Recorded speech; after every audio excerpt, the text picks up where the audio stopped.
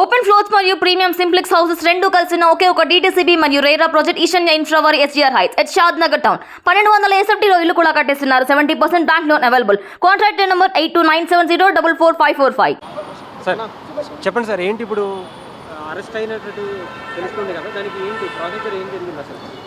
ఇప్పుడు మామూలుగా వాళ్ళ ఫ్యామిలీ మెంబర్స్ అయితే వాళ్ళను కస్టడీలోకి తీసుకున్న వెంబడే వాళ్ళ బ్రదరు, వాళ్ళ సిస్టరు అండ్ వాళ్ళ బావ ఇమ్మీడియట్గా మాకు కాల్ చేసి హైదరాబాద్లో ఉంటున్నాం కాబట్టి సార్ ఇలా అదేంటిది హ్యాండ్ ఓవర్ తీసుకున్నారు, మీరు దయచేసి హెల్ప్ చేయండి అంటే మేము వాళ్ళకి మాట ఇచ్చాము. జూబ్లీహిల్స్ పోలీస్ స్టేషన్కి వెళ్తున్నాము. వకాలత్ కాపీలు కూడా తీసుకొచ్చుకున్నాం, హైకోర్టు అండ్ లోయర్ కోర్టు వకాలత్ కాపీలు కూడా.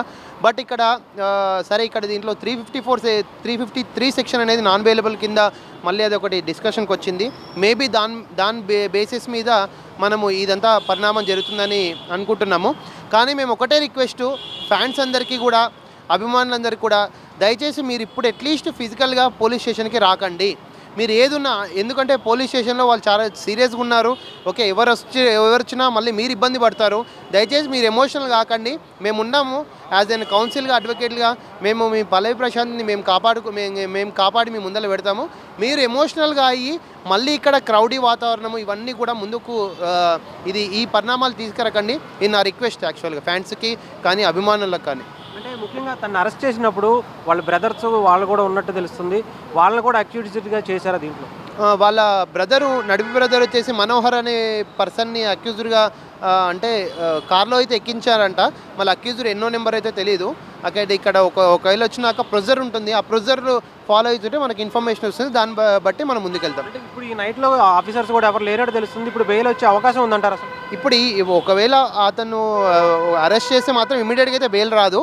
ఏదున్నా after tomorrow 10:30 it depends upon the discussion of the honourable justice అనమాట. మరి ఈరోజు రాత్రి ఎక్కడ ఉండబోతున్నాడు? ఒకవేళ అంటే బయటికి పంపించచ్చు. రెండు ఆప్షన్స్ ఉన్నాయి. ఏం లేకపోతే 41 CRPS ఇచ్చి బయటికి పంపించచ్చు, లేకపోతే 24 hours టైం ఉంటుంది. 24 hours లోపల మెజిస్ట్రేట్ ముందు ప్రొడ్యూస్ చేయాల్సిన అవసరం ఉంటుంది లీగల్ ప్రకారం. అంటే ఈరోజు అరెస్ట్ చేసి లోపల పెట్టే అవకాశం ఉందంటారు?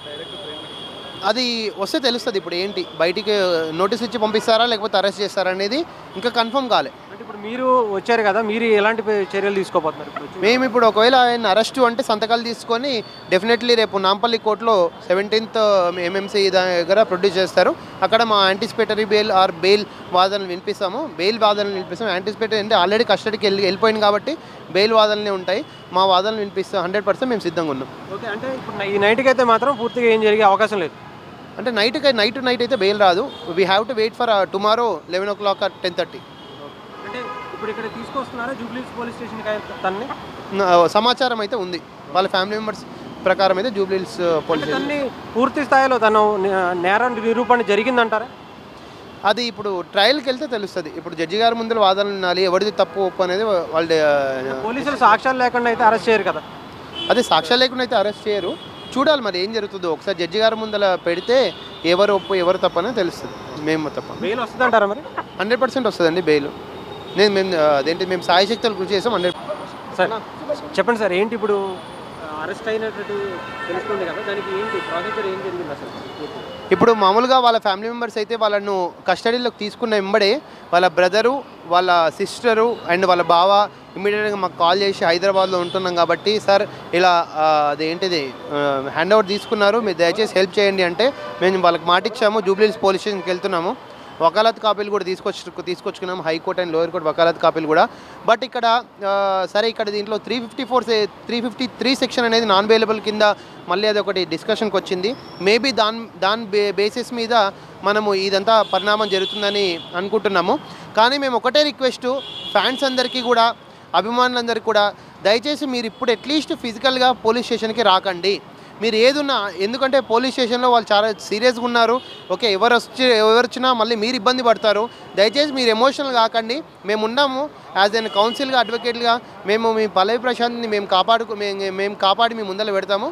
మీరు ఎమోషనల్గా అయ్యి మళ్ళీ ఇక్కడ క్రౌడీ వాతావరణము ఇవన్నీ కూడా ముందుకు ఈ పరిణామాలు తీసుకురకండి. ఇది నా రిక్వెస్ట్ యాక్చువల్గా ఫ్యాన్స్కి కానీ అభిమానులకు కానీ.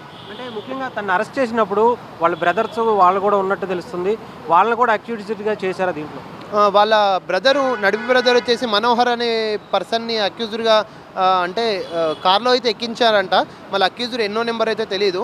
అక్కడ ఇక్కడ ఒకవేళ వచ్చినాక ప్రొజర్ ఉంటుంది, ఆ ప్రొజర్ ఫాలో అవుతుంటే మనకి ఇన్ఫర్మేషన్ వస్తుంది. దాన్ని బట్టి మనం ముందుకెళ్తాం. అంటే ఇప్పుడు ఈ నైట్లో ఆఫీసర్స్ కూడా ఎవరు లేనట్టు తెలుస్తుంది. ఇప్పుడు బెయిల్ వచ్చే అవకాశం ఉందంటారు అసలు? ఇప్పుడు ఒకవేళ అతను అరెస్ట్ చేస్తే మాత్రం ఇమీడియట్గా అయితే బెయిల్ రాదు.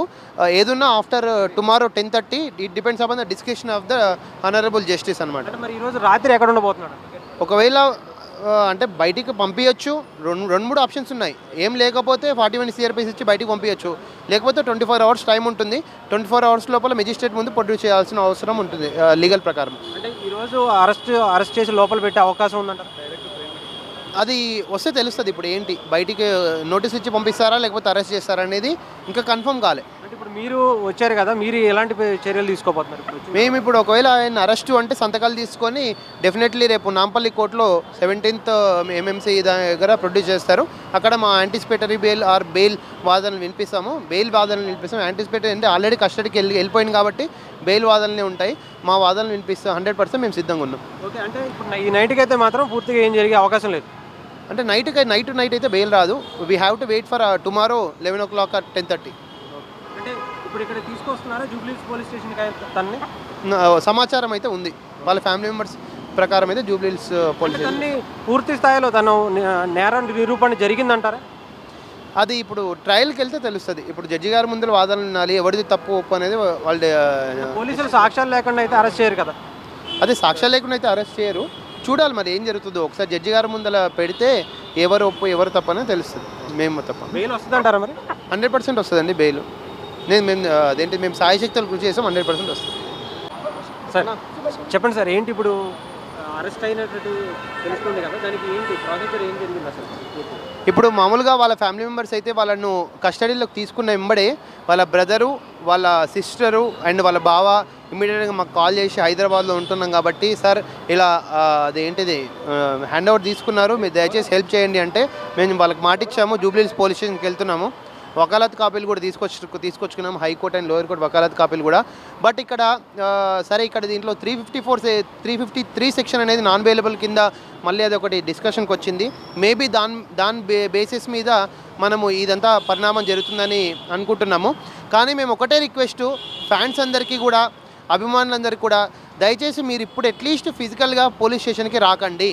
మీరు ఏదున్నా, ఎందుకంటే పోలీస్ స్టేషన్లో వాళ్ళు చాలా సీరియస్గా ఉన్నారు. ఓకే, ఎవరు వచ్చినా మళ్ళీ మీరు ఇబ్బంది పడతారు. దయచేసి మీరు ఎమోషనల్ కాకండి. మేము ఉన్నాము యాజ్ ఎన్ కౌన్సిల్గా, అడ్వకేట్గా. మేము మీ పల్లవి ప్రశాంత్ని మేము కాపాడి మీ ముందర పెడతాము.